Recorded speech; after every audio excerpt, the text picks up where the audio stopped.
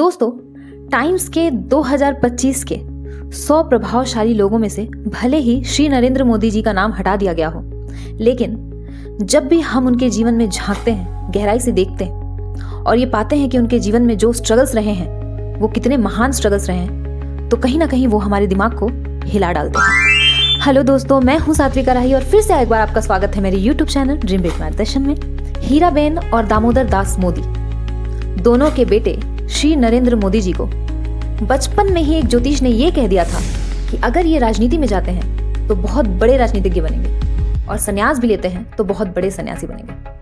18 साल की उम्र में, महज 18 साल की उम्र में वो ये चाहते थे कि वो संन्यास धारण करें। इसके लिए वो गए कलकत्ता के बेलूर मठ में। चूंकि उनकी उम्र बहुत कम थी, इसलिए वहां से उन्हें कहा गया कि आपकी उम्र बहुत कम है और जब बड़े हो जाओ तब आओ।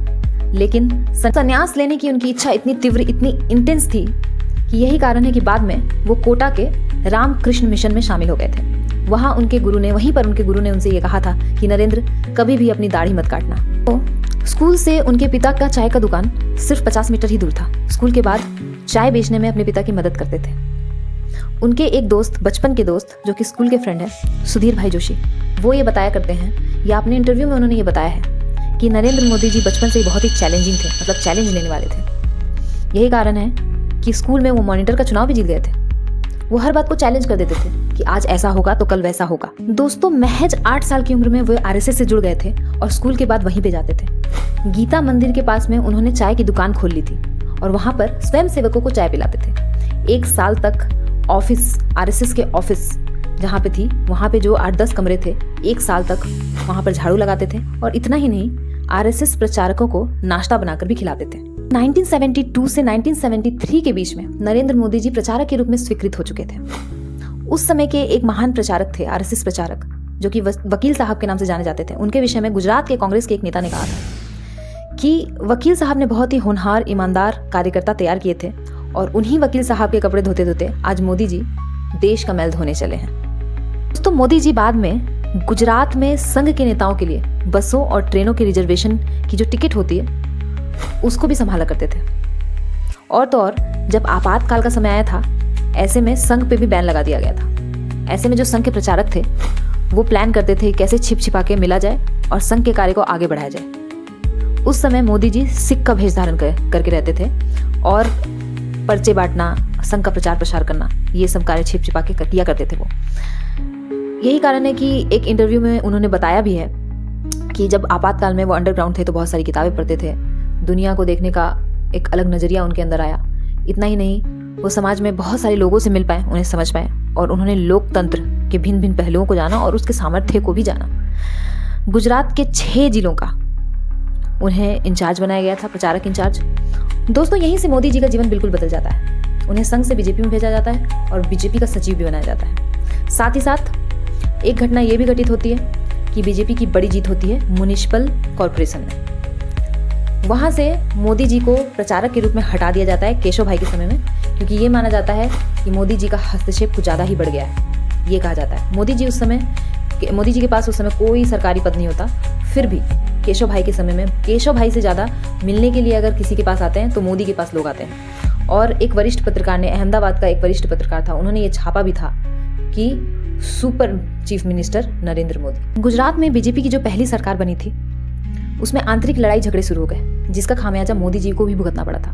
उन्हें 6 साल तक के लिए दिल्ली का सचिव बनाकर भेज दिया गया था। बाद में हालांकि वो महासचिव भी बने थे और जब तक वो दिल्ली में थे तब तक 6 राज्यों का इंचार्ज वही थे। बाद में केशव भाई पे कुछ ज्यादा ही सवाल उठने लगे। ऐसे में आवश्यकता थी एक योग्य शासक की। ऊपर से भूकंप भी आ गया था। अब इन बातों से परेशान होकर अटल बिहारी वाजपेयी जी ने मोदी जी से मिलना चाहा और मिले भी और उन्हें गुजरात में चुनाव लड़ने के लिए भेज दिया। दोस्तों, 2001 में केशव भाई की जगह पे नरेंद्र मोदी जी को सीएम बना दिया गया था गुजरात में। उसके बाद हुआ गोधरा कांड और सुप्रीम कोर्ट ने 9 घंटे तक ग्रिल पे रखा था उस समय नरेंद्र मोदी जी को। लेकिन उसके बाद ही एक पॉजिटिव चीज हुई और गुजरात का विकास का रोल मॉडल तैयार हुआ। साथ ही टाटा ने गुजरात में इन्वेस्टमेंट भी किया।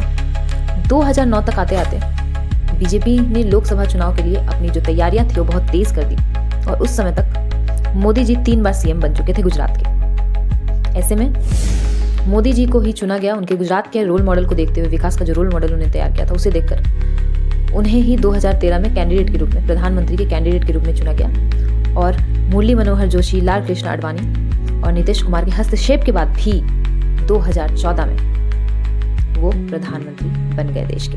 दोस्तों, मोदी जी के जीवन में को देखने से ये तो पक्का पता चलता है कि चाहे उनके जीवन में कितने भी संघर्ष रहे हों, लेकिन वो एक एक स्टेप, एक एक सीढ़ी चढ़ते चले गए। और एक सफल इंसान में जिन जिन विशेषताओं का होना आवश्यक था वो सब नरेंद्र मोदी के अंदर पाया जाता है। तो उस पर हम थोड़ा सा प्रकाश डालेंगे। पहला, वो जो सोचते थे वही करते थे। मॉनिटर बनने की बात देख लीजिए। दूसरा, सही संगत में रहना। दोस्तों, हमेशा मोदी जी ऐसे संगत में रहे जहां पे वो कहीं पे पहुंच सकते थे, ठीक है, चाहे उन्होंने छोटे से छोटा काम ही क्यों न किया। तीसरा, लगातार प्रयास। दोस्तों, उनके जीवन में बहुत सारे अप्स एंड डाउन्स आए। पहले तो गरीबी, फिर बहुत सारे अप्स एंड डाउन्स, जैसे वरिष्ठ नेताओं का विरोध हो या फिर गोधरा कांड हो। बहुत सारे कांड हुए उनके जीवन में, लेकिन उन्होंने कभी भी गिव अप नहीं किया। ऐसा नहीं सोचा कि मैं हार जाऊंगा या हार गया हूं। ये सफल व्यक्ति की सबसे बड़ी निशानी होती है, सबसे बड़ी निशानी। एंड दोस्तों, last but not the least, निडर होना। दोस्तों, डर तो उनके अंदर था ही नहीं। डर होता भी कैसे, कुछ खोने का कुछ था ही नहीं उनके पास, ना फेलियर का डर, ना जीतने का डर। तो इंसान जब निडर हो जाता है तो सबसे पहले तो वो अपने आप में सफल हो जाता है, और फिर तो सफलता झक मार के उसके पीछे पीछे आती कि किसने किसने उनका विरोध नहीं किया, कितने लोगों ने उनको क्रिटिसाइज किया, आज भी करते हैं, लेकिन उन्होंने कभी भी डर का मुंह तक नहीं देखा। तो दोस्तों, अगर आपको मेरी वीडियो पसंद आई हो तो इसे लाइक कीजिए, मेरे चैनल को सब्सक्राइब कीजिए और अपने फ्रेंड्स एंड फैमिली के साथ शेयर कीजिए, पूरा फैला दीजिए। Thank you so much.